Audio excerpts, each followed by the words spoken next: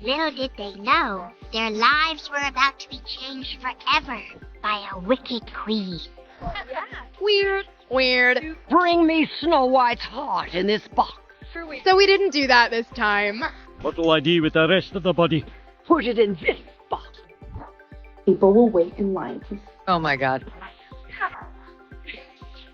But it's hard. It's lonely. Very lonely.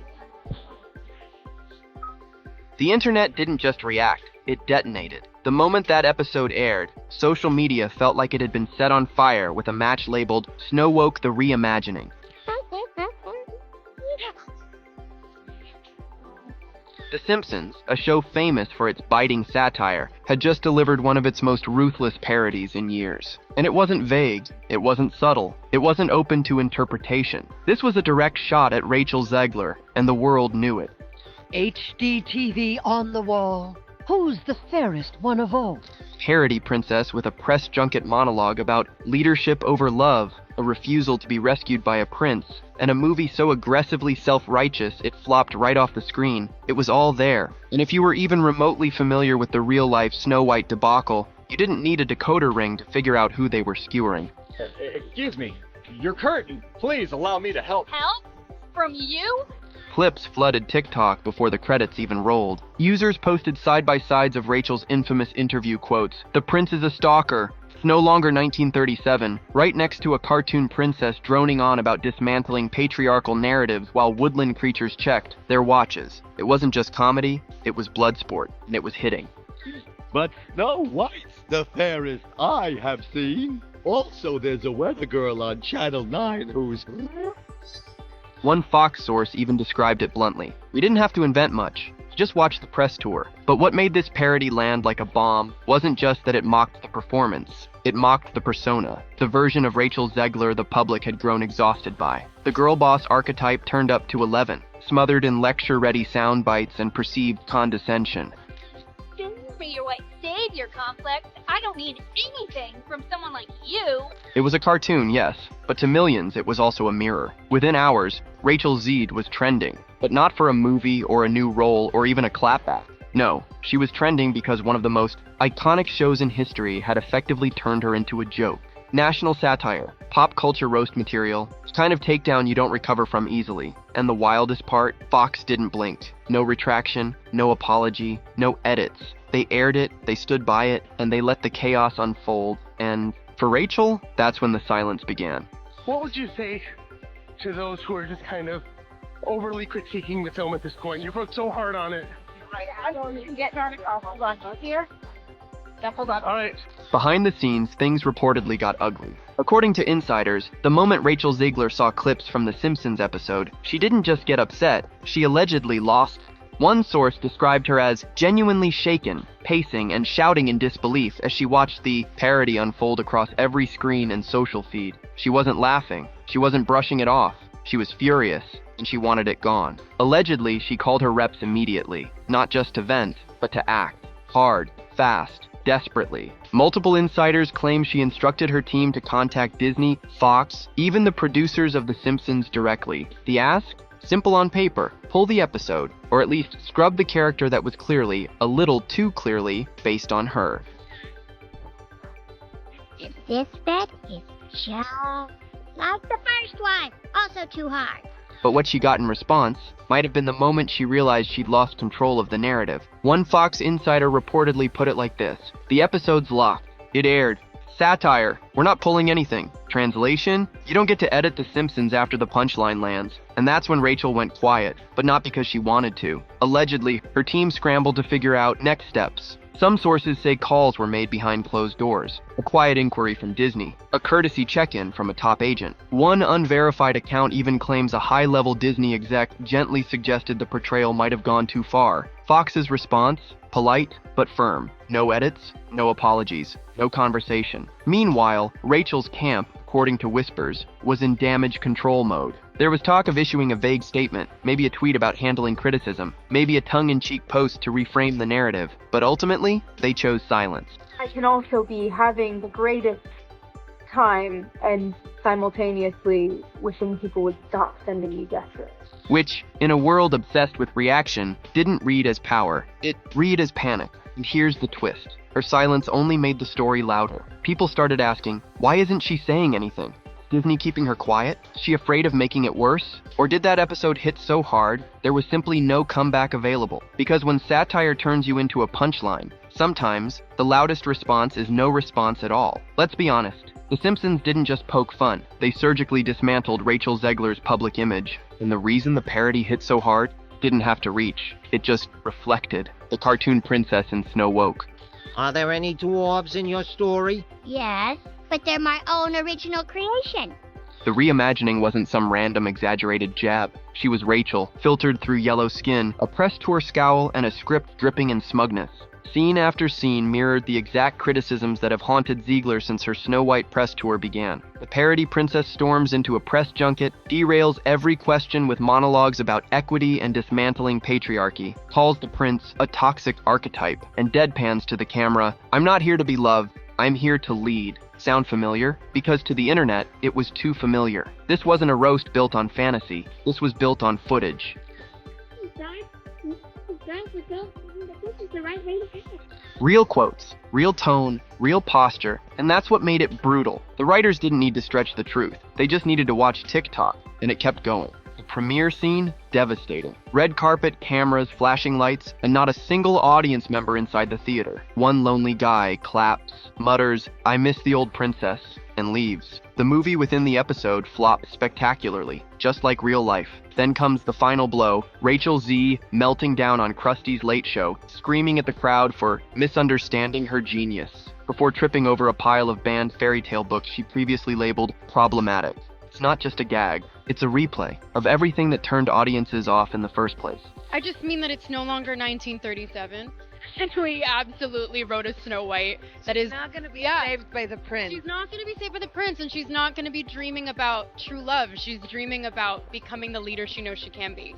But here's what made it vicious. It didn't parody the character she played. It parodied the character she became in the public eye. Not Snow White, not Maria from West Side Story, but Rachel Z, the persona, the activist turned actress who seemed more interested in moral superiority than movie magic. And when The Simpsons reflected that back with a smirk and a laugh track, people didn't cringe, they nodded, because the truth behind satire is what gives it teeth.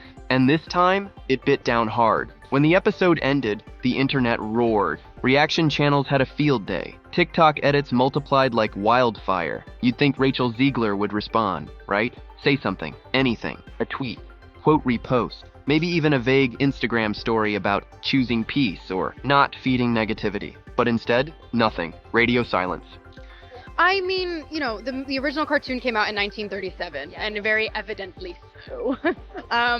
She didn't just go quiet, she vanished. That's what made everything louder. The moment Rachel disappeared from the conversation, speculation exploded. Was she under a gag order? Was Disney scrambling to plug another PR leak? Or was this the first time Rachel truly didn't know what to say? Because this wasn't a YouTuber calling her out. This wasn't just another Backlash clip. This was The Simpsons. And being mocked on a show that's taken down presidents, tech billionaires, and Hollywood elites? That doesn't feel like an insult. It feels like an obituary. Insiders claim the silence wasn't strategic. It was stunned. One source alleged she was shaken to her core, not just by the parody, but by how quickly it became the narrative. There's a big focus on her love story, with a guy who literally stalks her. Yeah. Weird. She wasn't trending for anything new she did. She was trending for what everyone already believed. And The Simpsons didn't change minds. They confirmed them, with punchlines. Meanwhile, behind the curtain, there were whispers of meetings. Her team reportedly debated damage control options. Should she address it with humor? Should she clap back? Should she do a sympathetic podcast interview and reclaim the narrative? Every option was floated. None were chosen. Why? Because when the world's most iconic cartoon turns you into a meme, no strategy sounds good. Not when every move risks making it worse. And so the silence stayed. No statements, no stories, no behind-the-scenes photos from set. Just the eerie stillness of a public figure suddenly frozen out of her own story. But here's the thing about silence in Hollywood. It rarely reads as wisdom. It reads as retreat. And fans, they noticed. Our rights are on the line, folks. Our reproductive rights. Oh, Come on, go get Cheshire Cat. go vote blue. And if you disagree with the sentiment, hit the unfollow button.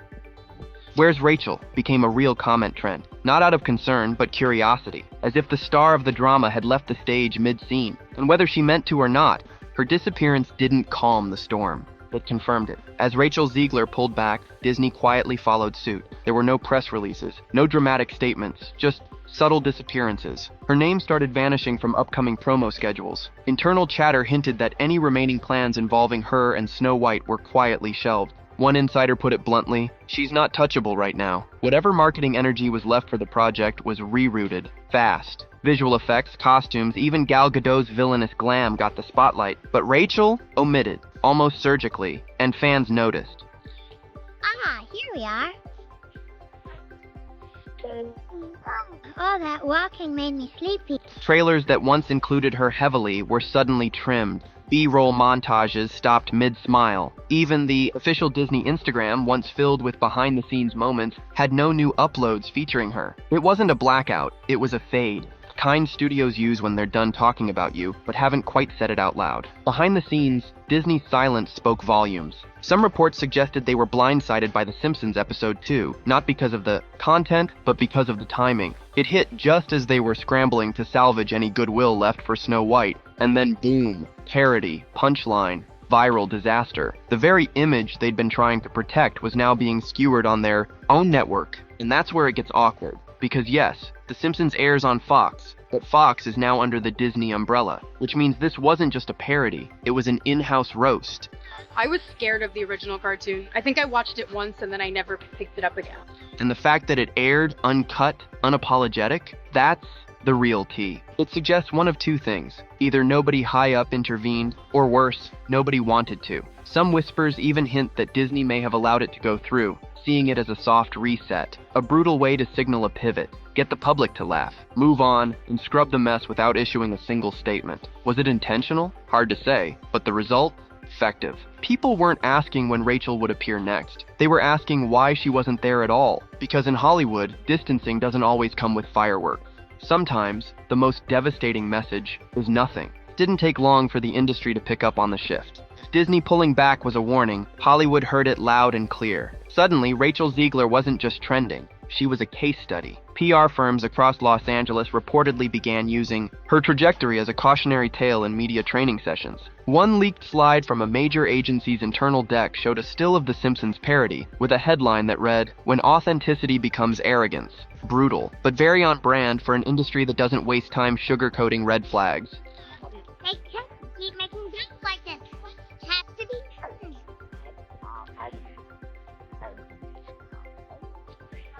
Oh, Lisa, ordinarily I'd say you should stand up for what you believe in. But you've been doing that a lot lately.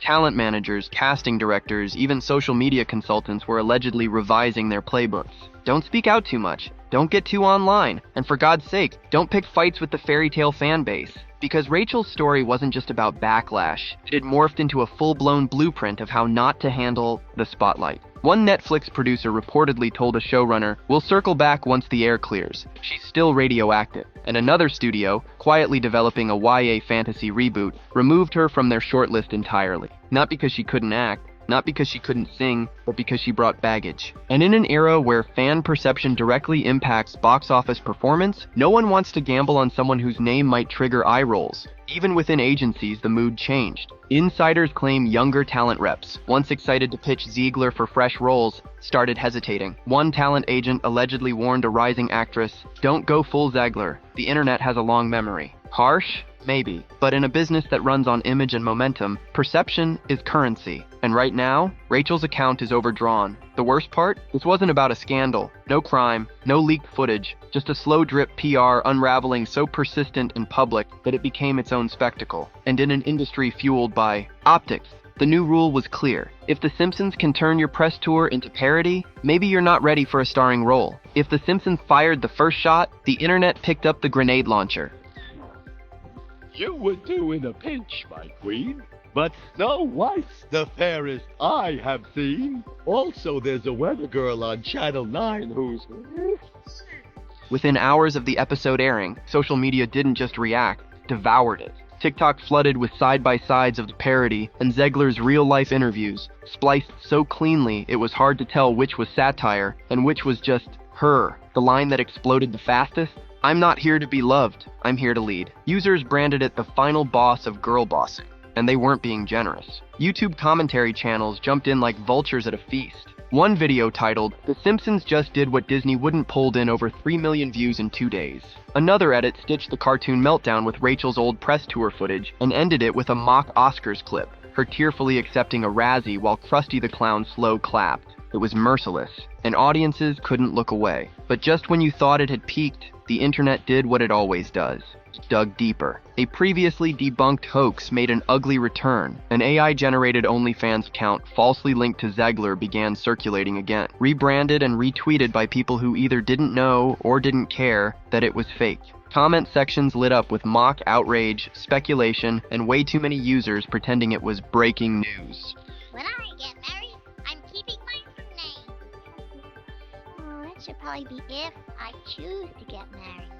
The rumor had already been disproven, but in the chaos, it stuck anyway because truth wasn't the point anymore. The narrative was. Rachel Zegler had become a symbol of what people hated about modern Hollywood. Stars who seemed more focused on rewriting legacies than respecting them. People weren't dissecting her roles anymore. They were dissecting her attitude, her tone, her online presence. And each time she stayed silent, that just became another punchline. Sympathy dried up fast. Even fans who once defended her started backing away. One viral comment summed up the vibe perfectly.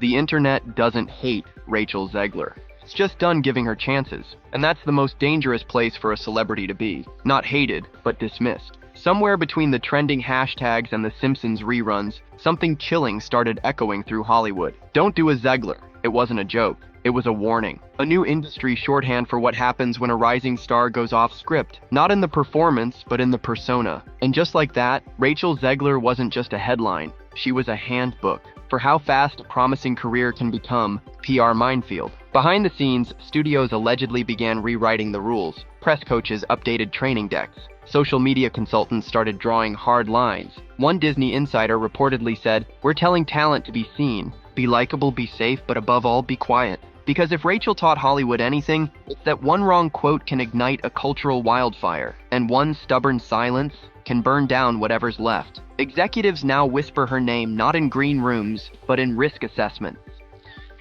My name is Stacy, but you can call me. I see exactly what you mean. This is a problem. But what do you expect me to do? Change what she says. Your company. Casting calls come with new filters. Talent must be media coachable, brand safe, low drama. One young actress who once idolized Zegler was allegedly told flat out by her team, "We're building your career in the opposite direction." Oof. The ripple effect isn't just hitting Rachel. It's hitting every outspoken Gen Z star with a Twitter presence and a political opinion. Suddenly, what was once considered bold and authentic is now flagged as unstable. PR teams aren't just promoting anymore, they're firefighting in advance. Can they stay off social media has become a real casting consideration. The vibe? Predictability over passion. Marketability over messaging. And that's the part nobody wants to admit. Rachel Zegler might have had a point. About fairy tales needing updates. About women leading their own stories. But in the court of public opinion, and the far more ruthless boardrooms of Hollywood, delivery matters. And she delivered her message in a way that left studios scrambling, not inspired. So now, the talent pipeline is shifting, not toward the loudest voices, but toward the safest bets. Because if the internet can flip on a Disney princess this fast, no one wants to be next in line for the parody treatment. Not that long ago, Rachel Zegler was the industry's chosen one. Spielberg's golden girl. A breakout star with the voice of an angel and the kind of charm you bottle for Oscar campaigns. When West Side Story dropped, she wasn't just a rising actress, she was the future. A new kind of leading lady. Fresh, vocal, unapologetically Gen Z studios lined up. Scripts were written with her name already attached. Disney handed her Snow White, Marvel circled. She was, quite literally, the blueprint. And now, that blueprint is gathering dust. Because somewhere between the viral interviews, the defensive, tweets, and the total silence post-Simpsons, Rachel stopped being the moment and started becoming the example. Not of failure, not of scandal, but of what happens when the audience tunes out emotionally, when they stop rooting for you, when they feel like you're talking at them, not to them. Insiders say her name is quietly disappearing from development meetings. One Big 3 agency reportedly told a client, "If you see her name attached, pass.